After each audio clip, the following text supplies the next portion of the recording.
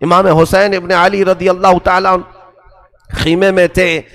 اب دیکھا کہ امام قاسم جا چکے تو رسول کریم صلی اللہ تعالیٰ علیہ وسلم کے خاندان کا وہ ہونہار شہزادہ اللہ اللہ فاطمہ کے گھر میں، ظاہر سی بات ہے شباہت رسول اللہ کی کیسے نہیں آئے گی. امام حسین کے بیٹے امام علی اکبر، جن کے متعلق پورا مدینہ کہتا تھا، جو صحابہ نے رسول کو دیکھا تھا، علی اکبر کی شباہت، چہرہ پورا رسول پاک سے ملتا جلتا تھا. جو دیکھتا تھا علی اکبر کو کہتا تھا ہذا شبہ رسول اللہ، یہ رسول اللہ کا عکس لے کر کے آیا ہے. وہ حضور پاک صلی اللہ علیہ وسلم کے شبیہ تھے، خلقاً و خلقاً و منطقاً کہا گیا ہے، اخلاق میں بھی، سیرت میں بھی اور گفتگو کرنے میں بھی. علی اکبر کی عمر اس وقت 18 سال کی تھی. 18 سال کی عمر کے بچے، ذرا توجہ دو. 18 سال کی عمر میں تم تو یہ سوچتے ہو کہ ہماری عیاشی کے دن ہیں، ہمارے گل کھلانے کے دن ہیں. آج ہم گناہوں کے اڈوں پر جا کر اپنی عمر کو اس طرح برباد کرتے ہیں. 18 سال کے بچوں، جاؤ علی اکبر کے دروازے پر پوچھو کیا ان کی جوانی نہیں تھی؟ کیا ان کی خواہشات نہیں ہوں گی؟ کیا ان کے گھر میں کوئی کھیلنے کودنے کی چیزیں نہیں ہونی چاہیے تھیں؟ آج تم اپنے والدین سے ضد کر کے اپنی تمام خواہشات پوری کروا لیتے ہو. علی اکبر نے زندگی بھر میں کون سی ایسی ضد کی؟ ایک ہی ضد کیا. خیمہ حسین میں آئے، کہا بابا جان اب مجھے اجازت دے. امام حسین نے کہا بیٹا میں تجھے کیسے اجازت دوں، تو مت جا. سارے لوگوں کو امام حسین خود ہی اجازت دے رہے تھے. علی اکبر نے ضد کرنا شروع کیا کہ بابا جان میرے ہوتے ہوئے آپ نہ جائیں، میں اپنے آنکھوں کے سامنے آپ کو کیسے جاتا ہوا دیکھوں، برائے مہربانی آپ مجھے اجازت دیں. یہ پہلا شہزادہ ہے جن کو امام حسین نے کہا جاؤ بیویوں سے اجازت لے آؤ، اماں اور پھوپھی سے اجازت لے آؤ. علی اکبر گئے اپنی سگی پھوپھی سیدہ زینب کے خیمے میں، اور ان کی ماں تھیں حسین ابن علی کی زوجہ محترمہ، اور چھوٹی سی بہن بھی تھی سکینہ. اندر داخل ہوئے خیمے میں، کہا کہ سارے چلے گئے اور میری باری آئی ہے، اور بابا نے کہا ہے کہ تم سے اجازت لے کر کے جاؤں. بیویاں کھڑی ہو گئی، کہا علی اکبر ہم پر رحم کرو، ہم عورتوں کی بے بسی کو تو دیکھو، کوئی تو بچ جائے جو ہمیں مدینہ پہنچا سکے، کوئی تو بچے، ہماری بے بسی پر رحم کرو. تو ساری عورتیں گھر گئیں.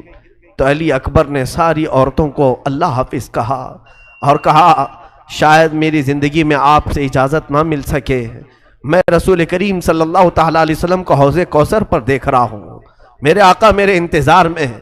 جب یہاں فرات بند ہو چکا ہے تو جینے کا کیا مطلب؟ کیا حوض کوثر بھی نہ پیوں؟ تو ان کی ماں نے کہا علی اکبر اللہ حافظ جاؤ. علی اکبر چلے گئے. امام علی مقام نے خود ان کو اپنے ہاتھوں سے گھوڑے پر بٹھایا، ان کے کمر پر پٹا باندھا، امامہ پہنایا، تلوار ہاتھ میں دی، کہا جاؤ بیٹا چلے جاؤ. جب وہ بڑھنے لگے، بوڑھا باپ ہے، 56 سال کی عمر ہے، پیچھے سے پکارنے لگے مہلن مہلن، بیٹا تھوڑا آہستہ سے جا، تیرا گرنا مجھے پسند نہیں ہے، گھوڑے پر سے تو نہ گر جائے. امام علی مقام نے لاڑوں سے پالا تھا اس شہزادے کو. اپنی زندگی کی فصل بہار جب سامنے جا رہی ہو، اور اس وقت باپ اور ماں کی کیفیت کیا ہوتی ہے میرے عزیزوں، یہاں ہم جو غم کر رہے ہیں یہ کچھ نہیں، جو اس مقام پر ہوں گے ان کی کیفیت کو پوچھو. ان کے تو آنسو سوکھ چکے تھے، پانی بہنے کا بھی کوئی طریقہ نہیں رہ گیا تھا. حسین ابن علی نے 2 مرتبہ پیچھے بلایا، علی پیچھے آؤ. وہ واپس آتے تو ایک ہی بات امام حسین کہتے کہ بیٹا تم ظالموں میں گھر جانا تو صبر کا دامن مت چھوڑنا، کوئی جملہ تمہارے زبان سے غلط نہ نکلنے پائے. اہل بیت کسی کو گالی نہیں دیتے، تم گالی گلوچ نہیں کرنا. یہ پیغامات امام حسین کے تھے. علی اکبر نے سر جھکایا اور اپنے بابا کی اجازت لے کر کے یہ شہزادہ چلا. اللہ اللہ یہ آواز دیتے رہے. کوفہ کے وہ شریک لوگوں میں سے، یزیدی لشکریوں میں سے لوگ کہتے ہیں پہلی مرتبہ جب علی اکبر نمودار ہوئے ان کی پیشانی پر اتنا نور تھا کہ ہم دیکھ کر کے دنگ رہ گئے.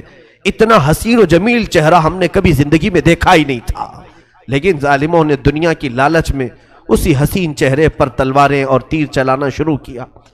علی اکبر اتنی دیر تک لڑتے رہے، بلکہ روایات یہ بتاتی ہیں کربلا کے میدان میں امام حسین کے بعد سب سے زیادہ وقت تک اگر کسی نے مقابلہ کیا ہے تو ان کے بیٹے علی اکبر نے مقابلہ کیا ہے.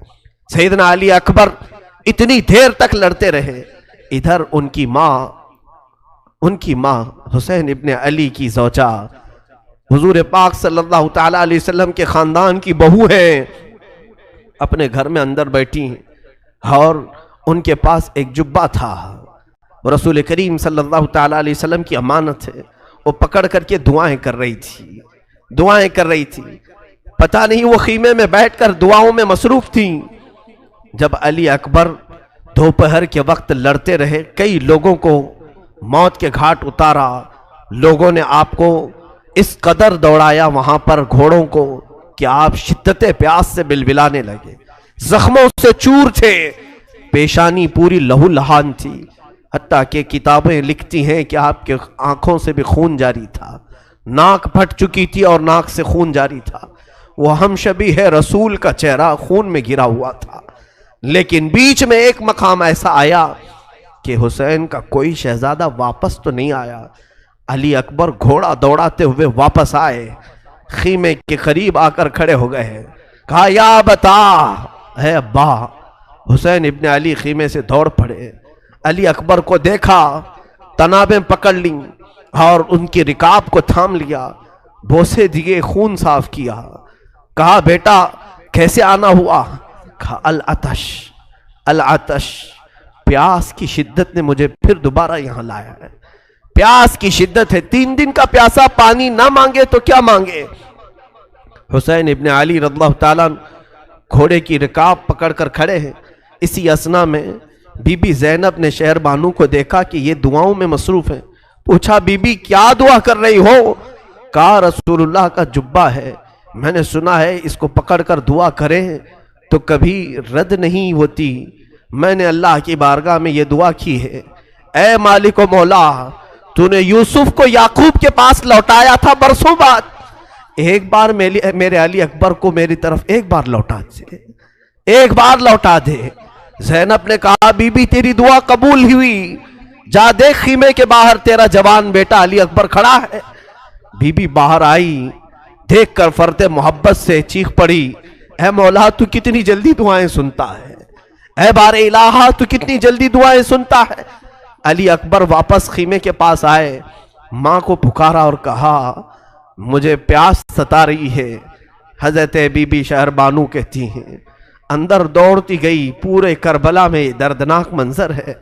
کہتی ہیں جو مشکیزہ تھا اٹھا کر بار بار جھٹکتی تھیں، ایک بوند تو پانی مل جائے. وہ سوکھے مشکیزے کو جھٹکتی رہ گئی، ایک بوند بھی پانی اس سے نہ نکلا. پھر رکھتی تھیں، منظر وہی یاد آتا ہے. ایک بار بی بی ہاجرہ اپنے بیٹے اسماعیل کے لیے دوڑ لگائی تھیں صفا اور مروہ کے بیچ. یہاں حسین کی زوجہ 6 سے 7 مرتبہ مشکیزہ اٹھاتی تھی، جھٹکتی تھی، پھر رکھتی تھی، پھر اطمینان نہیں ہوتا، پھر اٹھاتی، جھٹکتی، شاید کچھ پانی نکل جائے. جب کچھ پانی نہ نکلا تو امام حسین نے اپنی انگلی، شہادت کی انگلی علی اکبر کے منہ میں دی.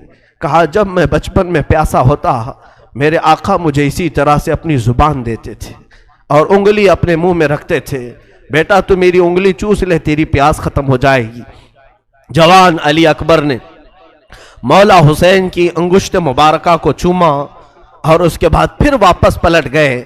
یہ حسین کے بیٹے کا آخری دیدار تھا، وہ آخری سلام تھا. بیویاں رخصت کر گئیں اور اس کے بعد یہ علی کا لال، یہ شہزادہ حسین لڑتے ہوئے بھڑ گیا. اب انہوں نے دیکھا کہ موت میری بہت قریب ہے. یزیدیوں کو للکارتے ہوئے ان کے صفوں میں گھس گئے، صفیں درہم برہم ہوئیں. لیکن جیسی ہی صفوں میں اندر داخل ہوئے، عمرو بن سعد نے گھیرا لگایا اور کئی لوگوں کو گھیر کر کے حملہ کرنے کا حکم دیا. علی اکبر کو گھوڑے سے اتارا گیا اور ان کے جسم کے ساتھ مسلح کیا گیا. امام علی اکبر کی ناک کو کاٹا گیا، ان کے کان کو کاٹا گیا، ان کے ہونٹ کاٹے گئے، ان کی انگلیاں الگ کی گئیں، حسین کے شہزادے کے ٹکڑے ٹکڑے ہو گئے۔ لیکن میرے عزیزوں، 1000 ٹکڑے ہو جائے، قرآن پھر بھی گواہی دیتا ہے، خبردار انہیں مردہ نہ کہنا، اللہ کی راہ میں مارے گئے ہیں، وہ زندہ ہیں۔ علی اکبر کو اٹھا کر میدان کربلا میں جیسی پھینکا گیا، حسین ابن علی دوڑتے ہوئے آ رہے تھے اور اپنے جبے کو سنبھالتے ہوئے کہ ہائے میرا علی، ہائے میرا علی اکبر۔ لیکن اسی اسنا میں روایت یہ بتاتی ہے گھوڑوں کا ایک جھنڈ آیا جو امام حسین کے سامنے سے گزرتے ہوئے ان کے جوان بیٹے کی لاش کو رونتے ہوئے چلے گئے، یہاں تک کہ لاش اٹھانے تک نہیں دیا۔ علی اکبر کی لاش کو گھوڑوں نے رون دیا۔ حسین ابن علی واپس چلے آئے، خیمے میں چلے آئے، اور اس کے بعد یہ بے کسی ایسی تھی کہ درد سنائیں تو کس کو سنائیں۔ آپ نے پکار کر کے کہا حل من ناصر ینصرنا، ہے کوئی مدد کرنے والا جو ہماری مدد کے لیے آئے گا؟ کوفہ میں سے کوئی آنے والا نہیں تھا۔ آپ نے پکار کر کے لوگوں سے کہا کیا میرے گھر کی بے بسی تم سے نہیں دیکھی جاتی؟